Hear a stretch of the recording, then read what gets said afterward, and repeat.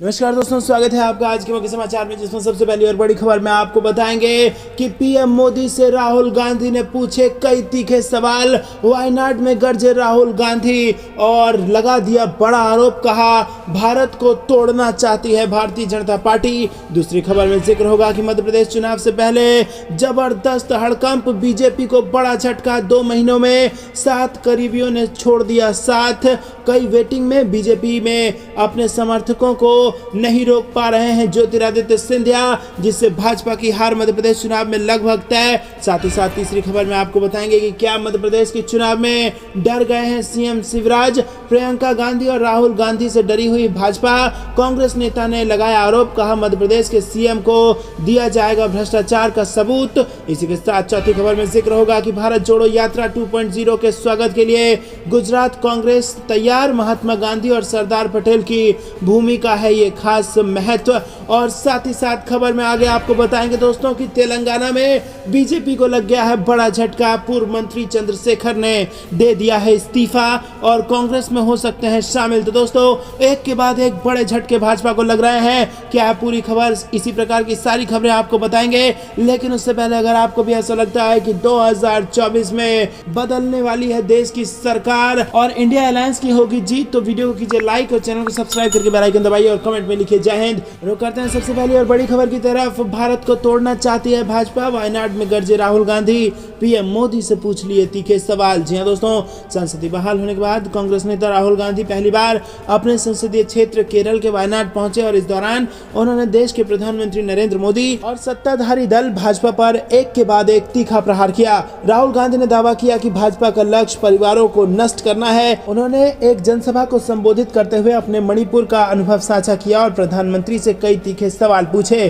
कांग्रेस सांसद राहुल गांधी ने बताया कि मैं कुछ समय पहले मणिपुर गया था। मैं 19 साल से राजनीति में हूं और मैंने मणिपुर में जो अनुभव किया वो पहले कभी भी अनुभव नहीं किया था। मणिपुर में हजारों लोग हैं जिन्होंने इसे झेला है, किसी का घर जला दिया। और इसी के साथ यहाँ पर आपको बता दें कि मणिपुर में मिट्टी का तेल फेंक कर आग लगा देने तक की बात कही राहुल गांधी ने। इसी के साथ दोस्तों, जो तीखे सवाल पूछे गए हैं जिससे भाजपा की नींद उड़ गई है। आपको बता दें कि राहुल गांधी ने पीएम मोदी पर प्रहार करते हुए कहा कि आप भारत माता की हत्या के बारे में बात करने में 2 मिनट बिताते हैं, आपकी ऐसा करने की हिम्मत कैसे हुई? आप भारत के विचार का अनादर कैसे कर सकते हैं? आप वहां अभी तक गए क्यों नहीं और आपने हिंसा को रोकने की कोशिश क्यों नहीं की? क्योंकि आप राष्ट्रवादी नहीं हो। जो कोई भी भारत के विचार की हत्या करता है वह राष्ट्रवादी नहीं हो सकता। तो दोस्तों, बड़े गंभीर सवाल यहाँ पर उठा दिए हैं राहुल गांधी ने और पूछा है कि आपकी हिम्मत कैसे हुई कि जब देश का एक राज्य जल रहा है आप वहाँ पर अभी तक नहीं गए? आपकी हिम्मत कैसे हुई कि मणिपुर के बारे में आपने जवाब नहीं दिया? और आपकी हिम्मत कैसे हुई कि आप अपने आप को राष्ट्रवादी कैसे कह सकते हैं? जो देश में भारत माता के विचार, भारत की हत्या करता हो वो राष्ट्रवादी नहीं हो सकता। अगर आपको भी ऐसा लगता है दोस्तों, अगर आप भी राहुल गांधी की बात का समर्थन करते हैं और अभी तक वीडियो लाइक नहीं किया तो वीडियो लाइक करके समर्थन दर्ज कराइए, चैनल को सब्सक्राइब कीजिए। दोस्तों, रुक करते हैं ब्रेकिंग न्यूज की तरफ। मध्य प्रदेश में बीजेपी को लगा बड़ा झटका। 2 महीनों में 7 करीबियों ने छोड़ दिया भाजपा का साथ और कई अभी भी वेटिंग में। बीजेपी में अपने समर्थकों को नहीं रोक पा रहे हैं ज्योतिरादित्य सिंधिया। जी हां दोस्तों, केंद्रीय मंत्री ज्योतिरादित्य सिंधिया के करीबी नेताओं का बीजेपी से पलायन जारी है। शुक्रवार को नीमच के वरिष्ठ नेता और सिंधिया के करीबी समंदर पटेल ने कांग्रेस का दामन थाम लिया है और पिछले 2 महीने में मध्य प्रदेश के अलग अलग इलाकों से सिंधिया के 7 करीबी नेताओं ने बीजेपी छोड़ दिया है। जी हां दोस्तों, आपको बता दें कि जिस वक्त सदन में भाषण दे रहे थे सिंधिया, उसी वक्त उनके गढ़ में लग चुकी थी सेंध और मध्य प्रदेश में कई सारे भाजपा नेता कांग्रेस में शामिल हो रहे थे। आपको बता दें यही पैटर्न कर्नाटक के विधानसभा चुनाव में भी देखने को मिला था। जैसे जैसे चुनाव नजदीक आया वैसे वैसे कर्नाटक में भाजपा के बड़े नेता जगदीश शेट्टार सरीखे नेता कांग्रेस पार्टी में शामिल हो गए और अब वही कहीं ना कहीं मध्य प्रदेश में भी देखने को मिल रहा है। दोस्तों, ओपिनियन पोल और सर्वे का दौर भी जारी है। लगातार ओपिनियन पोल मध्य प्रदेश से आ रहा है और इंटरनल असेसमेंट की रिपोर्ट अगर देखी जाए तो कहीं ना कहीं जो बड़े बड़े सांसद वापस आ रहे हैं और बड़े बड़े भाजपा के नेता कांग्रेस में वापस आ रहे हैं, उससे कहीं ना कहीं यही लगता है कि इंटरनल रिपोर्ट में भाजपा की जो प्रोग्रेस है वो बेहद खराब है और इसीलिए नेताओं को ऐसा लग रहा है कि कांग्रेस का टिकट अगर मिल जाए तो विधानसभा का जो टिकट है वो पक्का हो जाए। आपको क्या कुछ लगता है कि मध्य प्रदेश में बनने जा रही है कांग्रेस की सरकार? कमेंट में अपनी राय जरूर बताइए। रुक करते हैं ब्रेकिंग न्यूज की तरफ। प्रियंका गांधी और राहुल गांधी से डरी हुई है भाजपा।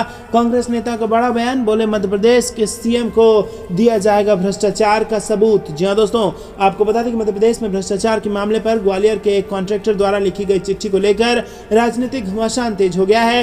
मध्य प्रदेश में अधिकारियों द्वारा ठेकेदारों से 50% कमीशन मांगने को लेकर एक चिट्ठी सोशल मीडिया पर वायरल हो गई। इस चिट्ठी के जरिए कांग्रेस नेता प्रियंका गांधी ने एक ट्वीट करते हुए मध्य प्रदेश सरकार पर निशाना साधा है। दोस्तों, आपको बता दें कि प्रियंका गांधी ने भ्रष्टाचार के मुद्दे पर बीजेपी को घेरने की कोशिश की है। वहीं दोस्तों, आपको बता दें कि इसके बाद इन पर कार्रवाई हुई और कांग्रेस नेता ने इसको घेरते हुए कहा कि भाजपा प्रियंका गांधी और राहुल गांधी से डरी हुई है, इसीलिए वो ऐसा कर रहे हैं। दोस्तों, आपको क्या कुछ लगता है? कमेंट में जरूर बताइए किसकी बनने वाली है सरकार मध्य प्रदेश में। कमेंट में अपनी राय जरूर बताइए। रुक करते हैं ब्रेकिंग न्यूज की तरफ। भारत जोड़ो यात्रा 2.0 के स्वागत के लिए गुजरात कांग्रेस पूरी तरीके से तैयार। महात्मा गांधी और सरदार पटेल की भूमिका है खास महत्व। जी हाँ दोस्तों, आपको बता दें कि गुजरात कांग्रेस ने महात्मा गांधी और सरदार पटेल की भूमि पर भारत जोड़ो यात्रा के दूसरे चरण का उद्घाटन करने के लिए राहुल गांधी को आमंत्रित करने का फैसला किया है। पहले चरण की सफलता के आधार पर यात्रा देश के पूर्व से पश्चिम तक के क्षेत्रों को कवर करते हुए राजनीतिक संवाद को अगले स्तर पर ले जाने की तैयारी में है। राज्य के महत्व पर जोर देते हुए गुजरात विधानसभा में विपक्ष नेता अमित चावड़ा ने कहा कि हमने राहुल गांधी को गुजरात से भारत जोड़ो यात्रा के दूसरे चरण की शुरुआत करने का निमंत्रण दिया है, जो महात्मा गांधी और सरदार पटेल की भूमि है। गुजरात को चुनने का प्रतीकात्मक महत्व इस राजनीतिक पहल को महत्व देता है। गुजरात चुनाव 2022 के दौरान कई लोगों ने राहुल गांधी की भारत जोड़ो यात्रा के पहले चरण को लेकर स्थानीय कांग्रेस के नेताओं से सवाल किया कि यात्रा गुजरात से गुजरेगी या नहीं। तो दोस्तों, भारत जोड़ो यात्रा 2.0 के स्वागत के लिए गुजरात कांग्रेस तैयार। गुजरात से चलेगी और पूर्वोत्तर तक जाएगी और हर एक कोने को राहुल गांधी छुएंगे। देश के हर व्यक्ति से मिलेंगे, हर तबके के लोगों से मिलेंगे और उनसे उनका दर्द जानेंगे और अपनी विचारधारा उनको बताएंगे। दोस्तों, भारत जोड़ो यात्रा 1 की जबरदस्त सफलता के बाद अब राहुल गांधी ने भारत जोड़ो यात्रा 2 का ऐलान कर दिया है।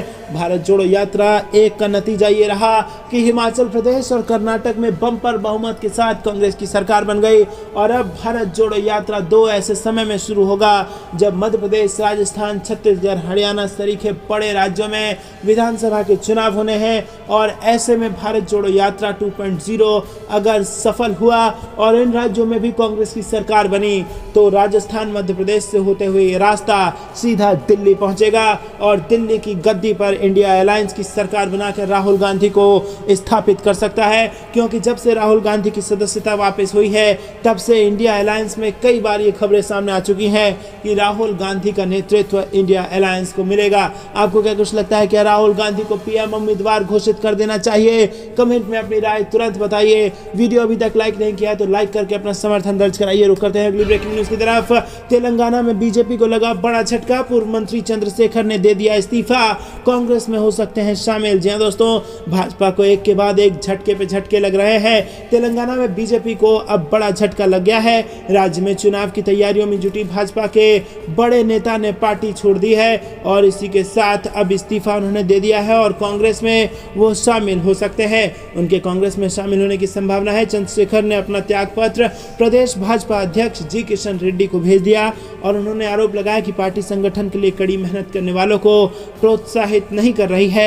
उन्होंने ये भी लिखा कि केंद्र की बीजेपी सरकार तेलंगाना सरकार के साथ हो रहे अन्याय को रोकने में असमर्थ है। दोस्तों, करते हैं अगली ब्रेकिंग न्यूज की तरफ। पीएम मोदी जब भी बोलते हैं झूठ की सुनामी ले आते हैं। जयराम रमेश ने मोदी के संसद में दिए गए भाषण पर साध दिया निशाना। जी हां दोस्तों, आपको बता दें कि राज्यसभा सांसद ने पीएम मोदी पर हमेशा झूठ बोलने का आरोप लगाया और कहा कि हर बार जब प्रधानमंत्री बोलते हैं तो झूठ की सुनामी आती है। संसद में पीएम के हालिया भाषण ने मुझे क्लिनिकल मनोवैज्ञानिक के रूप में प्रशिक्षित भारत के अग्रणी विद्वानों में से एक आशीष नंदी की वो बात याद दिला दी जो उन्होंने 2002 में कही थी। जयराम ने एक लेख का अंश भी साझा किया जिसके बारे में उनका दावा है कि ये नंदी द्वारा लिखा गया था और उसमें नंदी ने मोदी को फांसीवादी कहा था। दोस्तों, आपको बता दें कि इतना ही नहीं, लाल किले की प्राचीर से भी झूठ बोलने का आरोप प्रधानमंत्री मोदी पर विपक्ष कई बार लगा चुकी है। बता दें कि पीएम मोदी ने अविश्वास प्रस्ताव का जवाब देते हुए विपक्षी दल इंडिया की आलोचना करते हुए इसे घमंडिया गठबंधन करार दे दिया था। कांग्रेस नेता जयराम रमेश ने आगे कहा कि मध्य प्रदेश के लोगों को भारतीय जनता पार्टी और प्रधानमंत्री नरेंद्र मोदी से कोई उम्मीद नहीं है और वो अब घोटालों के बारे में बात नहीं करेंगे। उन्होंने ये भी दावा किया कि पीएम मोदी इस यात्रा के दौरान झूठे दावे करेंगे और लोगों को फर्जी आश्वासन देंगे।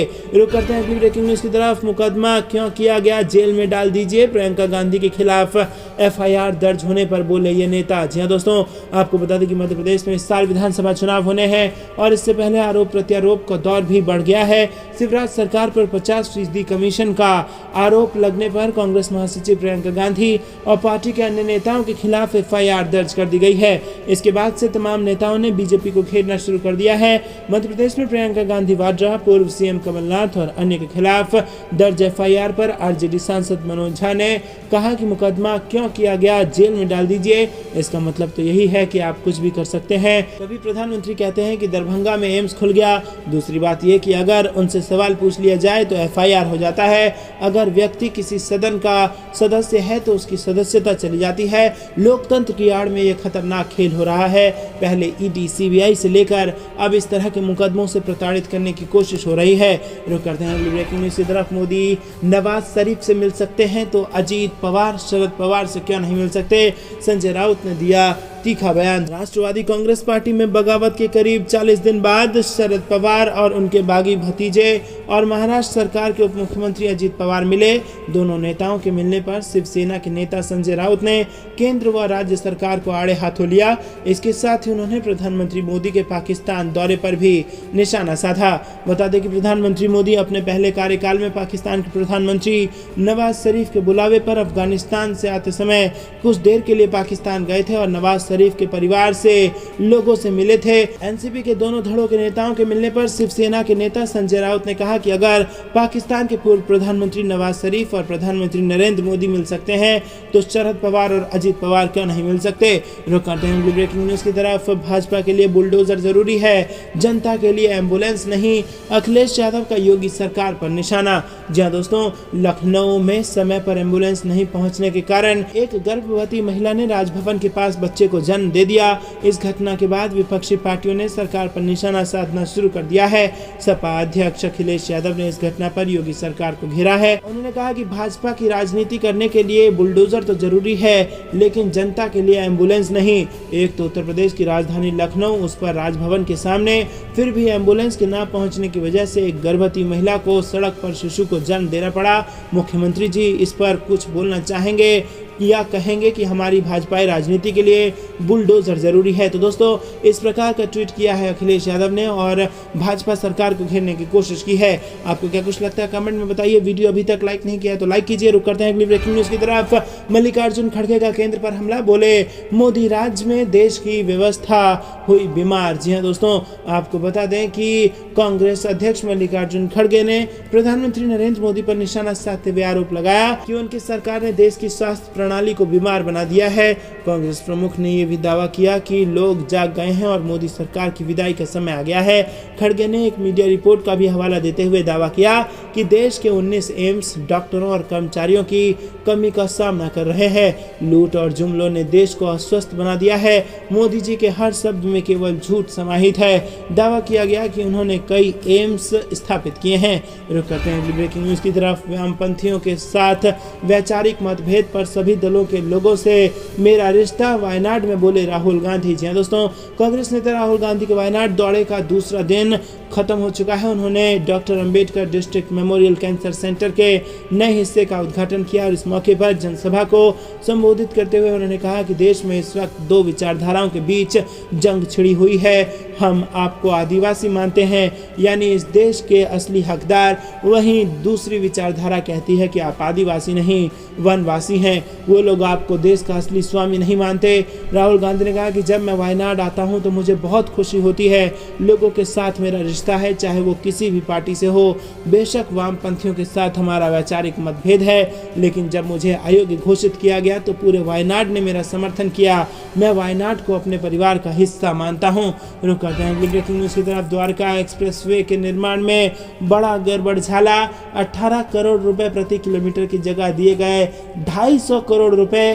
Controller auditor general of India ने किया खुलासा। जी हाँ दोस्तों, आपको बता दें कि भारत के नियंत्रक एवं महालेखा परीक्षक यानी कि CAG ने 29.06 किलोमीटर लंबे द्वारका एक्सप्रेसवे के निर्माण में बहुत अधिक परियोजना लागत को चिन्हित किया है। कंट्रोलर ऑडिटर जनरल ने अपनी रिपोर्ट में कहा है कि आर्थिक मामलों की कैबिनेट समिति यानी कि cabinet committee on economic affairs द्वारा अनुमोदित दर 18.20 करोड़ रुपए प्रति किलोमीटर के बजाय सड़क परिवहन और राजमार्ग मंत्रालय यानी कि ministry of road transport and highways ने कंस्ट्रक्शन कंपनी को 250.77 करोड़ रुपए प्रति किलोमीटर की दर से लागत राशि को मंजूरी दी है।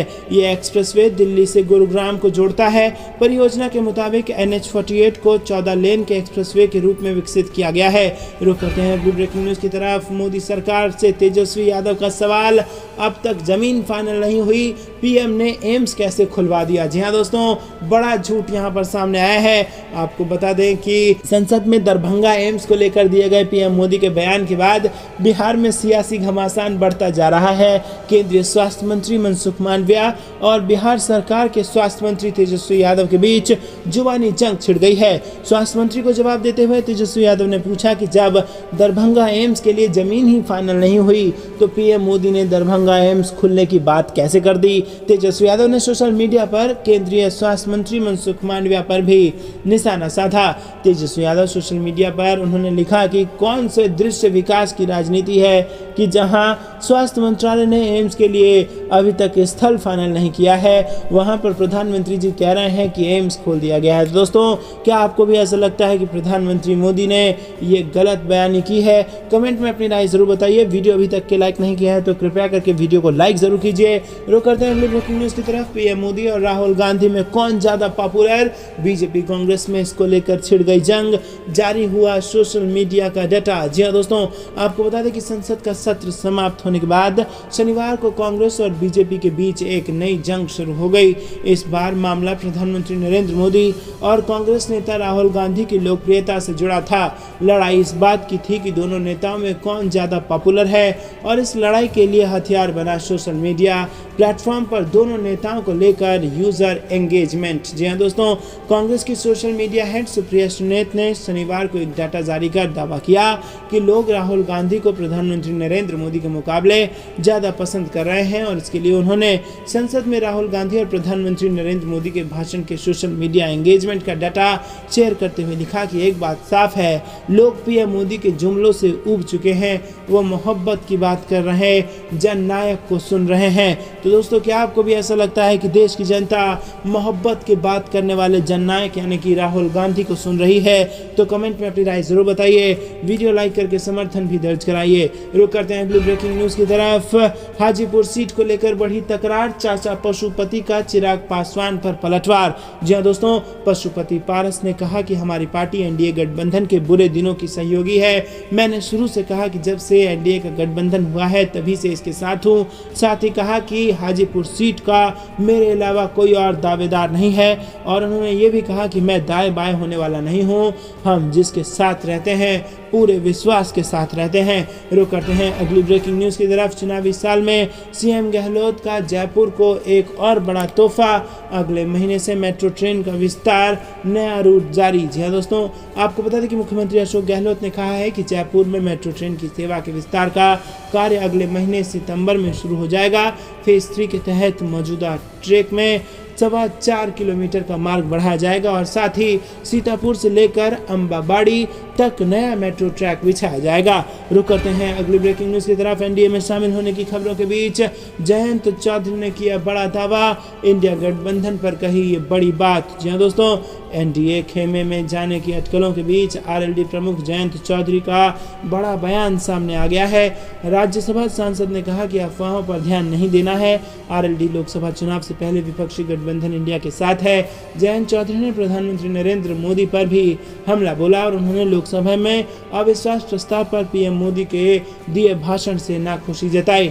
आरएलडी प्रमुख ने आरोप लगाया कि पीएम मोदी ने मणिपुर मुद्दे पर भाषण देकर खाना पूर्ति की। जयंत चौधरी ने मांग की है कि मणिपुर में विश्वास बहाल होना चाहिए। बता दें कि दिल्ली सर्विस बिल पर राज्यसभा में वोटिंग के दौरान जयंत चौधरी की गैर मौजूदगी ने इंडिया गठबंधन को असहज स्थिति में डाल दिया था। रुक करते हैं ब्रेकिंग न्यूज की तरफ। मोदी और शाह हमारे स्कूल में पढ़े हैं। प्रधानमंत्री के लोकसभा में दिए गए भाषण पर मल्लिकार्जुन खड़गे का तंज। जी हाँ दोस्तों, आपको बता दें कि कांग्रेस अध्यक्ष मल्लिकार्जुन खड़गे ने रविवार को छत्तीसगढ़ में एक जनसभा को संबोधित करते हुए पीएम मोदी पर तीखा हमला किया। मल्लिकार्जुन खड़गे ने कहा कि पीएम मोदी ने मणिपुर पर जवाब नहीं दिया, इसके बजाय उन्होंने नेहरू जी और कांग्रेस नेताओं का मजाक उड़ाया। खड़गे ने कहा कि पीएम मोदी कहते रहते हैं कि उन्होंने सब कुछ किया है। क्या मोदी के सत्ता में आने के बाद छत्तीसगढ़ में बिजली, स्कूल आदि आए? मोदी और शाह हमारे द्वारा स्थापित सरकारी स्कूलों में पढ़े हैं। क्या ये उन्होंने लंदन या ऑक्सफोर्ड में पढ़ाई की है? वो हमसे पूछते हैं कि कांग्रेस पार्टी ने पिछले 70 सालों में क्या किया। हमने केवल सब कुछ यथास्थान पर रखा था।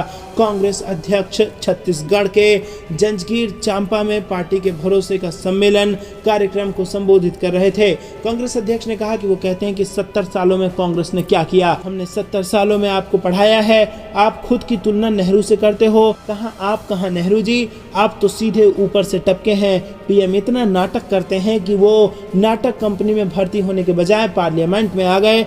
आपने जो काम किया है उसका हिसाब दीजिए। हमने एम्स बनवाया, मेडिकल कॉलेज बनवाया, कारखाने बनवाए, लोगों को नौकरियां दी। आप उन सभी की नौकरियां छीन रहे हैं। तो दोस्तों, यहाँ पर मल्लिकार्जुन खड़गे ने बड़ा आरोप लगाया है, निजीकरण का आरोप लगाया है और अडानी अंबानी को भी यहाँ पर उन्होंने घेरने की कोशिश की है। आपको क्या कुछ लगता है कमेंट में जरूर बताइए। वीडियो लाइक कीजिए, चैनल सब्सक्राइब कीजिए और बेल आइकन दबाकर कमेंट में लिखिए। जय हिंद। आज के लिए इतना ही। जय हिंद, जय भारत।